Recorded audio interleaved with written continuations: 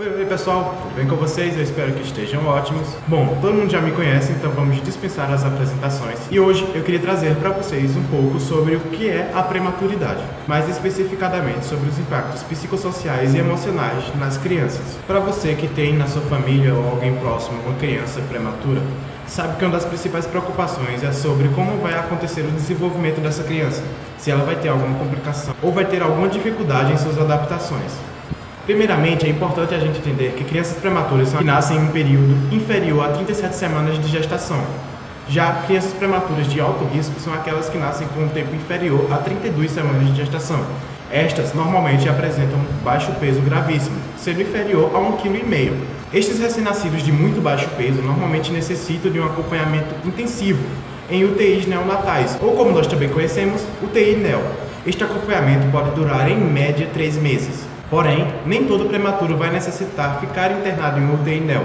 Afinal, um dos principais motivos para essa internação é a imaturidade do seu pulmão, sendo que prematuros de aproximadamente 35 semanas em diante já conseguem fazer essa maturação em casa mesmo, sem precisar de UTI neonatal. Embora, mesmo com o avanço da ciência e da medicina, nós conseguimos diminuir significativamente as taxas de mortalidade das crianças prematuras, nos surgiu uma nova preocupação, que são as taxas de morbidades, ou seja, preocupações ao longo prazo do desenvolvimento desta criança. Uma pequena proporção desses prematuros, sendo 10 a 15%, apresentam graves problemas neurosensoriais, podendo ser surdez, cegueira e paralisia cerebral. Ainda, de 30 a 60% desses prematuros podem apresentar deficiência cognitiva, dificuldades de aprendizado. Um número ainda mais elevado dessas crianças apresentam as dificuldades mais sutis, como déficit de atenção, hiperatividade, timidez, retraimento social, entre outros problemas bem comuns. Cerca de 29% das crianças e adolescentes que foram um recém-nascido de muito baixo peso apresentaram algum problema de saúde mental.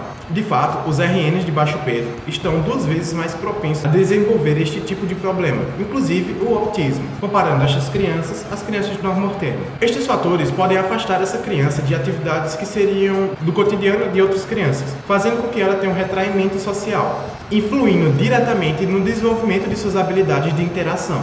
Outro principal problema é a interação entre esse bebê e a sua família, pois os pais normalmente tendem a ver estas crianças como crianças mais frágeis, se sentindo até incapazes de criar estas crianças. Muitos pais que têm um RN de muito baixo peso e que esses necessitam um acompanhamento em UTI neonatal, estes apresentam um certo tipo de sofrimento emocional, que por sua vez vai interferir na forma que ele vai criar esta criança. A ansiedade materna e paterna durante este período de internação foi associada diretamente aos comportamentos parentais menos eficazes no início da vida dessa criança, também no período pré-escolar. Mães que desenvolveram algum tipo de depressão pós-parto apontam que, observando suas crianças que foram RN de muito baixo peso, estas tendem a se afastar mais dos seus colegas de atividades extracurriculares, como esporte e artes.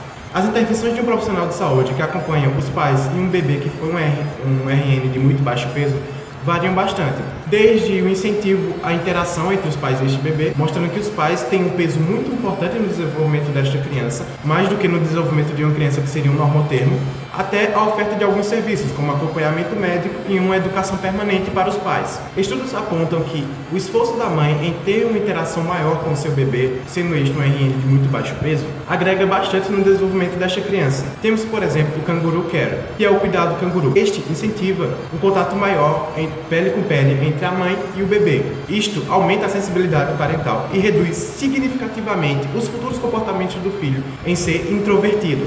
É notório que as pessoas que cuidam desses RNs de muito baixo peso vão ter uma dificuldade maior em adotar comportamentos rapidamente responsíveis para essas crianças. Então, além da dificuldade do RN já ser de muito baixo peso, ainda vamos ter essa dificuldade com os pais, de fazer com que eles possam participar ainda mais do desenvolvimento desta criança. Toda esta dificuldade vai ser resultado de um longo internamento desse RN, que vai causar uma ansiedade nos pais e incerteza quanto à sua capacidade de cuidar de um bebê tão frágil. Logo, podemos ver que o desenvolvimento deste RN de muito baixo peso vai ser diretamente afetado por termos essa relação bastante frágil. Então, pessoal, essas foram algumas informações que eu gostaria de ter trazido para vocês. Espero que tenham gostado. Logo que eu vi esse assunto, eu achei ele bem interessante. Há pouco tempo, nasceu minha sobrinha, que ela também foi prematura, e ela precisou ficar aproximadamente 1 mês e meio internada em UTI neonatal, lá em Recife. E eu vi como isso afetou a minha irmã e o marido dela, fazendo com que eles tivessem esse sentimento de incapacidade de criar a criança. Então, pesquisando e entendendo sobre isso, desta forma espero diminuir o máximo possível os impactos negativos que isso vai gerar na minha sobrinha. Mas então, o questionamento que eu deixo aqui para vocês hoje é: qual a principal complicação para uma família que precisa deixar por longos períodos o seu RN internado em uma UTI NEL? Então podem deixar a sua resposta aqui embaixo. Eu vejo vocês na próxima e até mais.